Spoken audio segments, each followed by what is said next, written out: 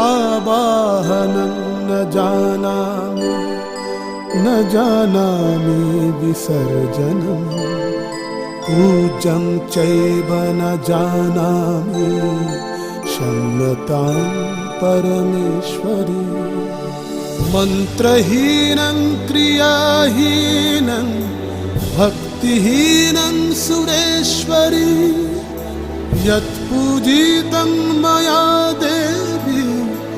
परिपूर्ण तदस्तु मे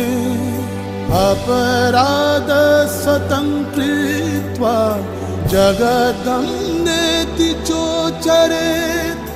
यद्गतिं समवाप्नोति न तत् ब्रह्मादयसुरा अपराधसहस्राणि क्रियन्ते हर्निशं मया दासोऽयमिति मं मत्वा समस्व परमेश्वरी।